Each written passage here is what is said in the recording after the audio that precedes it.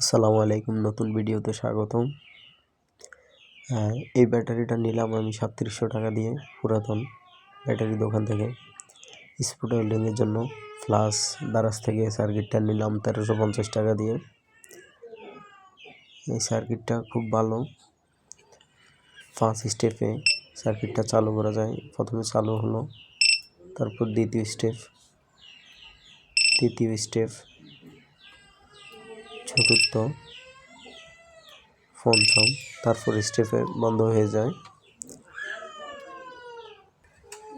তো দেখুন, এই দুইটা ব্যাটারি ঝালাই করে দেখাবো কীরকম শক্ত হয়। তো প্রথমে সার্কিটটা অন করে নিই। প্রথমে ওয়ান প্রেসে চালু হয়েছে, তারপর সেকেন্ড স্টেপে গেছে, তৃতীয় স্টেপে দিলাম, নিকেল স্টেপ কেটে নিলাম।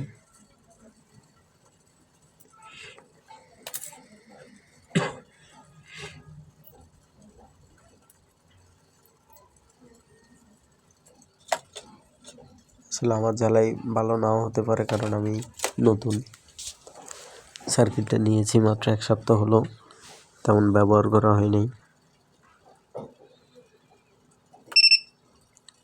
স্পার্ক একটু বেশি করতেছে, কারণ ব্যাটারিটা খুব ভালো, 95 এম্পিয়ারের। আপনারা চেষ্টা করবেন 35 থেকে 45 এম্পিয়ারের ব্যাটারি ব্যবহার করার জন্য।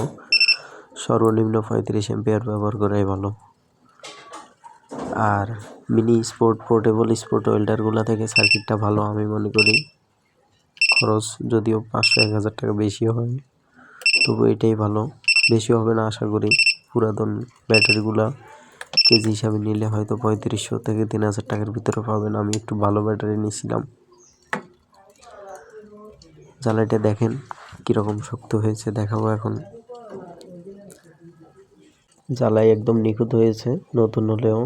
দেখুন, একদম ল্যাপটপের ব্যাটারি যেরকম পুরাতন সেলগুলো থাকে, নিকেল স্টেপ সহ ছিঁড়ে আসছে।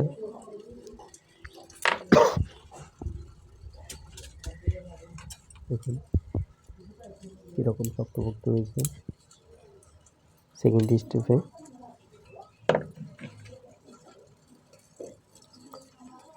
আমি মনে করি যে পোর্টেবলগুলো না কিনে এগুলাই নেওয়া ভালো। দীর্ঘদিন ব্যবহার করা যায় পোর্টেবলগুলো। ব্যাটারি কিছুদিন পর ফুলে যায়, ব্যাটারি পাওয়া যায় না, চায়না থেকে আনাতে হয়।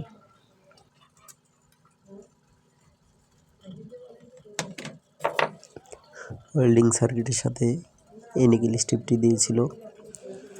ওই সেলারের কাছ থেকে আমি আরেকটা নিকেল স্ট্রিপ নিয়েছিলাম, তবে বুঝতে পারিনি ওইটা আমাকে ঠকানো হয়েছে।